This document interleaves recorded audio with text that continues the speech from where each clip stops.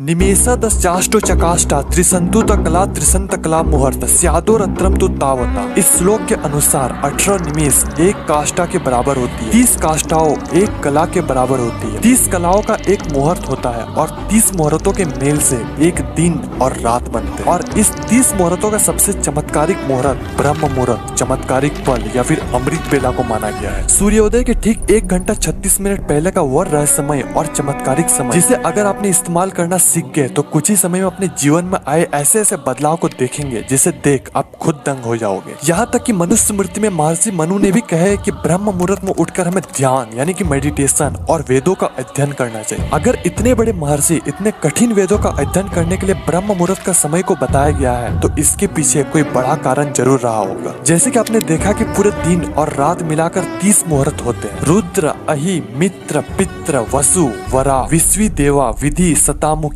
पुरुहता, वाहिनी, नक्तनकारा, वरुण, आर्यमन, भागिरिसा, आजपद, अहिर्बुधिन्य, पुष्य, अश्विनी, यम, अग्नि, विधात्री, कंठ, अदिति, जीव, विष्णु, द्युमक, द्युति, ब्रह्म और समुद्र। और सभी मुहूर्त 48 मिनट तक चलती है। सूर्योदय के ठीक पहले 2 मुहूर्त होती है, ब्रह्म मुहूर्त, उसके बाद समुद्र मुहूर्त। आज की इस वीडियो में हम इस 2 मुहूर्तों के बारे में बात करें। सबसे पहले बात करते हैं ब्रह्म मुहूर्त के बारे में। ब्रह्म मुहूर्त यानी कि ब्रह्मांड का समय या फिर ब्रह्मा का समय। इस समय पूरे यूनिवर्स में ऐसे रहस्यमय और चमत्कारिक शक्ति फैली होती है जिसे आप अपने तरीके से यूज कर इस पूरे ब्रह्मांड से कुछ भी पा सकते हो। कई लोग इतने में ही मोटिवेट होकर प्लानिंग बना लेते कि कल से ब्रह्म मुहूर्त में उठना है, लेकिन मैं बता दूं कि ये जितना आपके लिए अच्छा है उतना ही खतरनाक भी हो सकता है। इसके बारे में हम आगे बात करेंगे। सूर्योदय के ठीक 96 मिनट पहले ब्रह्म मुहूर्त की स्टार्टिंग होती है। ऐसे तो ब्रह्म मुहूर्त 4 बजे से लेकर 6 बजे तक चलती है, लेकिन अगर आपको इसका एग्जैक्ट टाइम कैलकुलेट करना है तो आपको कोई सा भी सर्च इंजन ओपन कर लेना है और सर्च करना है sunrise time in your location.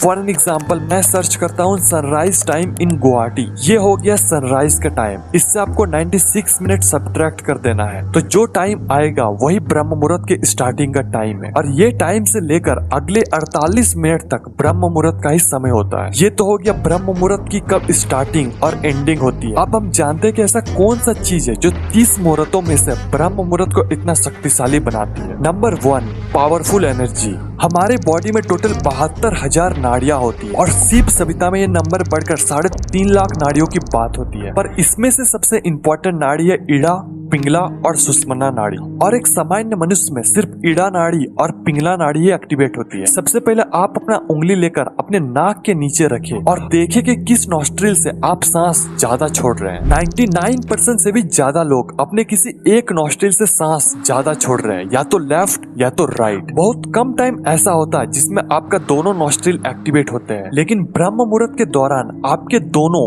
Ida और पिंगला दोनों नाड़ी एक्टिवेट हो जाती है और ये हमारे कुंडलिनी शक्ति को जागृत करने के लिए इंपॉर्टेंट रोल प्ले करती है। और जब आप ब्रह्म मुहूर्त में मेडिटेशन यानी कि ध्यान करते हैं तो आपका सुषुम्ना नाड़ी भी एक्टिवेट हो जाती है और ये हमारे मूलाधार चक्र से होते हुए सहस्त्र चक्र तक बहना स्टार्ट कर देती है। इसलिए साधु और योगी ब्रह्म मुहूर्त में उठकर ध्यान करते हैं। और ईड़ा और पिंगला दोनों एक साथ एक्टिवेट होना कुंडलिनी शक्ति के लिए बहुत ज्यादा इंपॉर्टेंट है। लेकिन मैं रिकमेंड करूंगा कि आप किसी गुरु की उपस्थिति में कुंडलिनी शक्ति को जागृत करें, अन्यथा आपको ये नेगेटिव इफेक्ट भी कर सकता है। दूसरा, सर्केडियन रिदम। हमारे ये पूरे पृथ्वी और हमारा शरीर पंच महाभूत के मेल से बने हैं। आकाश, वायु, जल, अग्नि और पृथ्वी। और इन्हीं 5 तत्वों के मेल से हमारे बॉडी के 3 मुख्य दोषों का निर्माण होता है, जिसे त्रिदोषा भी कहते हैं, वात, पित्त और कफ। और इन तीनों दोषों में सबसे इम्पोर्टेंट दोष है वात दोष। इसलिए हमारे बॉडी में अगर वात दोष असंतुलित हो जाता है तो हमें किसी काम में कॉन्सेंट्रेटेड या फिर फोकस नहीं कर पाते। हमें एंजाइटी, डर, लोनलीनेस फील करते हैं। अकॉर्डिंग टू द आयुर्वेदा हमारे बॉडी में सुबह 2 बजे से लेकर 6 बजे तक वात दोष का लेवल सबसे ज्यादा होती है। इसलिए इस समय हमारे क्रिएटिविटी, कंसंट्रेशन और फोकस करने की एबिलिटी सबसे ज्यादा होती है। इसलिए हमें इस समय पर ज्यादा से ज्यादा क्रिएटिव वर्क करना चाहिए और इससे हमारा वात दोष का बैलेंस बना रहता है। Number 3 law of attraction. जिस तरीके से हम और हमारा ब्रेन एक दूसरे से इंटरकनेक्टेड है, उसी तरह से हम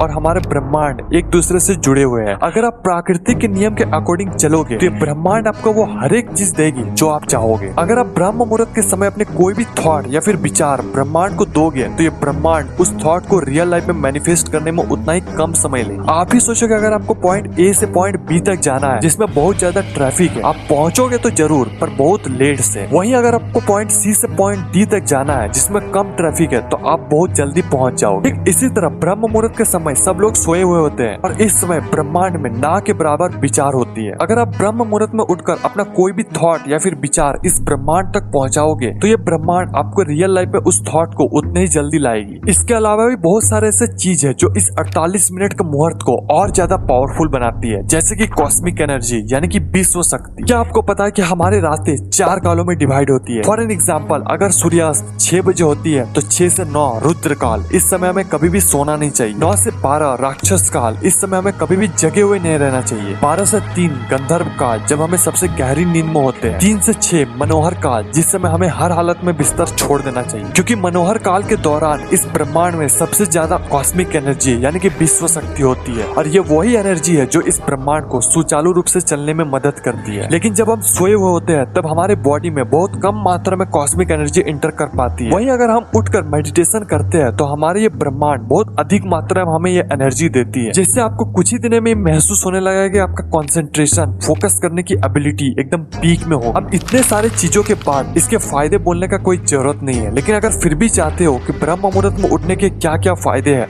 तो आप वीडियो को स्टॉप करके पढ़ सकते हो। आज की सो कॉल्ड मॉडर्न वर्ल्ड ने हमारी पूरी संस्कृति को खा चुकी है। जिस समय हमें सोना चाहिए उस समय हम डिनर करते हैं, जिस समय हमें उठना चाहिए उस समय हम सोते हैं। अगर फिर भी आप ब्रह्म मुहूर्त में उठ जाते हो तो आप इस समय में सबसे पहले फ्रेश होकर ध्यान यानी कि मेडिटेशन कर सकते हो या फिर पूजा या फिर कोई भी स्पिरिचुअल चीजें कर सकते हो। इसके बाद आप अफर्मेशन, विजुअलाइजेशन और लॉ ऑफ अट्रैक्शन जैसे सिद्धांतों पर काम कर सकते हो। ये ऐसा समय है जो आपको अपने बारे में बताती है, आपको अपने बारे में जानने को मौका मिलता है। इस समय को उपयोग करके आप अपने आप को और ज्यादा डेवलप कर सकते हो। यही नए सृजन या फिर सेल्फ क्रिएशन का समय। ध्यान रहे कि इस मुहूर्त में आपको प्लानिंग नहीं करना है, इसके अगले वाले मुहूर्त यानी कि समुद्रन मुहूर्त में आपको प्लानिंग करना चाहिए। आपको कभी भी ब्रह्म मुहूर्त में उठकर नेगेटिव थिंकिंग नहीं करना चाहिए। इस समय आप ट्रैवल या फिर किसी से झगड़ा नहीं कर सकते हो। इस समय ब्रेकफास्ट ना करें, इस समय में कोई भी सेक्सुअल एक्टिविटी ना करें। ऐसे करने से ये ब्रह्म मुहूर्त ना रहकर कुछ और ही मुहूर्त बन जाएगा आपके। कई लोग का मानना है कि ब्रह्म मुहूर्त में उठकर आप दोबारा सो सकते हो, लेकिन आयुर्वेद में ऐसा करना निषेध माना गया है। इससे हमारा त्रिदोषा का बैलेंस बिगड़ता है। सब तो हो गया, लेकिन ब्रह्म मुहूर्त में उठे कैसे? सबसे पहले आप ये समझो कि अगर आप लेट से सोकर उठते हो तो आप अचानक से ब्रह्म मुहूर्त में उठने का कोशिश ना करें, इससे आपका हेल्थ पर बुरा असर पड़ेगा। और अगर आप उठ भी जाते हो तो आप पूरे दिन थका हुआ, डिजीनेस, स्लीपी फील करोगे। इसलिए अपने टाइम को धीरे धीरे कम कर सकते हो। जैसे कि आप 8 बजे सो के उठते हो, कल आप 7:30 बजे उठो, फिर आप 3-4 दिन तक 7 बजे उठो, फिर आप 6:30 बजे उठो। ऐसे करके आपको प्रैक्टिस करके ब्रह्म मुहूर्त में उठना है। आपको अचानक टाइम में जंप नहीं करना है। अगर फिर भी सुबह को नहीं उठ पाते हो तो बोलना, इस पर वीडियो बना दूंगा। अभी के लिए कुछ नॉर्मल टिप्स।